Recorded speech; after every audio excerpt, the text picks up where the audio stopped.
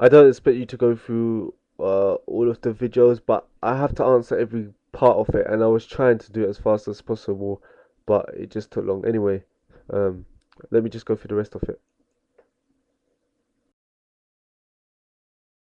There's, we don't know whether Shiva is the one true God, or the God of Islam, or the God of Sikhism, or the God of Christianity, or the God of Shinto, or the God of Baha'i, or the God of Judaism. Uh, like I said to you, it can't be Shiva because Shiva isn't all-knowing, so therefore she can't legislate or direct morality because she cut the head of her own son off and had to replace it but with an elephant head. Secondly, Judaism believes that God couldn't find Adam in the Garden of Eden. He says that God had to put a rainbow in the sky to remind him not to flood the people of Noah.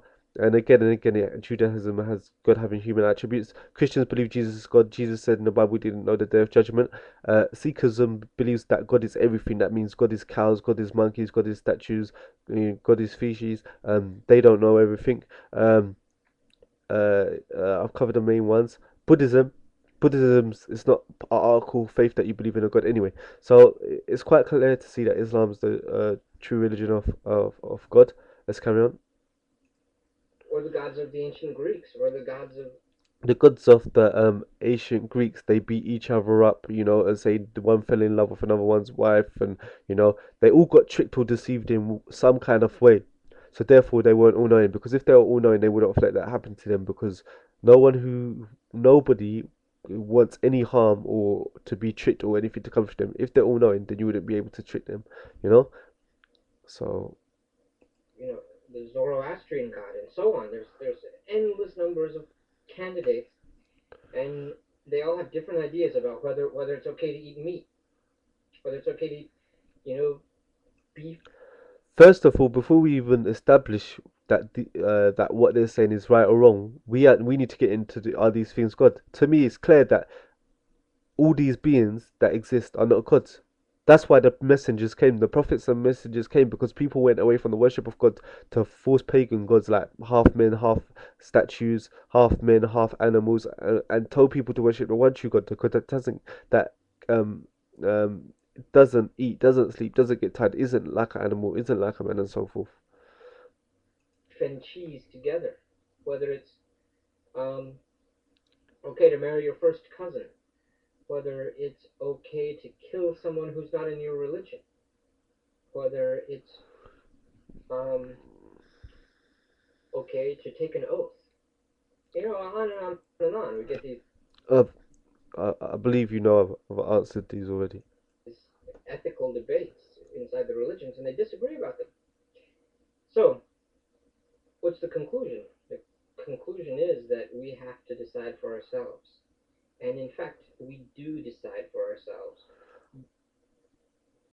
You decide to believe in the religion that you believe in. You choose it every day, just like I choose what I believe. And we both, each of us, me an atheist and you a religious person, go through a process of trying to figure out what we believe inside us, figuring out what's inside us, and figuring out what is our conscience tells us. And yeah, sometimes our consciences disagree, and that's because I'm a different person than you. But there's no supernatural thing going on there. And if there is a supernatural thing going on, prove it. Since there's no proof, then basically there's no authority, no moral authority behind what you're saying either. So then it comes back to your conscience, and that's the only moral authority you can claim, and that's the only moral authority I can claim. I, I, Hey, I disagree with you. First of all, you said conscience. No, it's not to do with my conscience. I came to my conscience that Allah is the only true God that exists and that Muhammad is his messenger through many proofs. Logical, mainly rational, scientific proofs, and a whole bunch of different.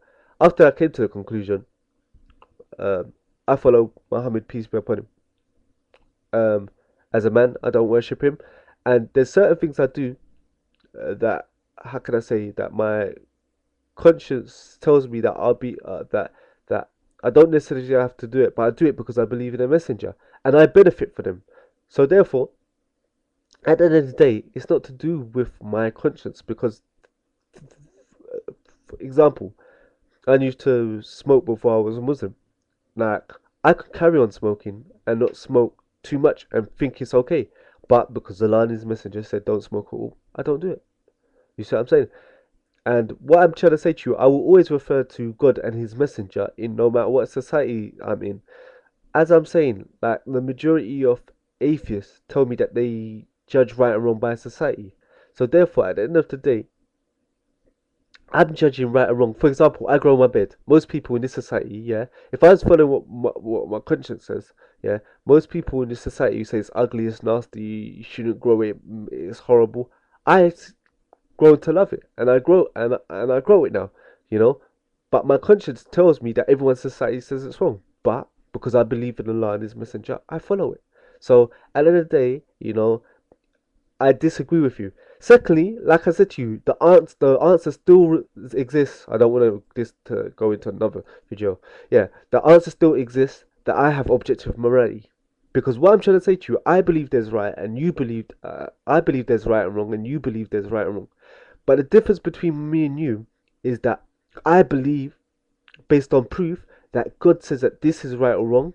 Yeah. So then it's not about me and you having a debate and seeing who can win or who can get the strongest arguments or blah blah blah. It's about the one that created this universe says this is right and this is wrong. Yeah. And he's the all knowing, so the argument stops there. He's right and human beings are wrong. Whereas you could believe this is right or this is wrong, but it's only in your how can I say in your world.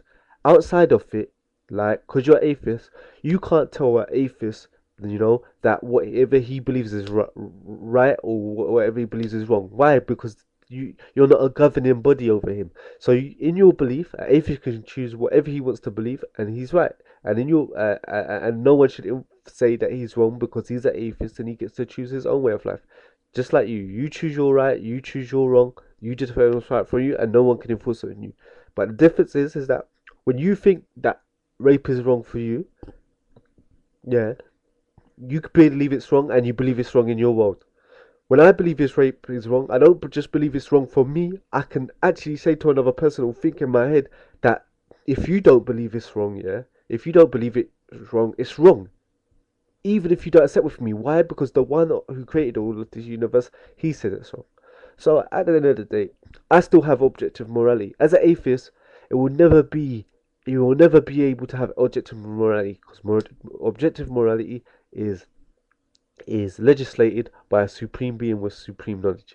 Anyway, sorry this I've rushed this response very quickly. I've tried to get it all out. I hope you can go through it and I've answered your questions. But the fact still remains that objective morality exists with us Muslims.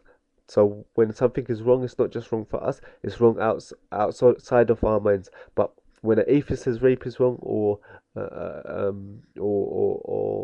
crime is wrong, then at the end of the day, it's wrong in their mind and it's wrong in their in their thoughts, but it's not wrong outside of them because atheists are not gods over other atheists. Atheists are not God over another atheist. Anyway, take care. Thank you very much.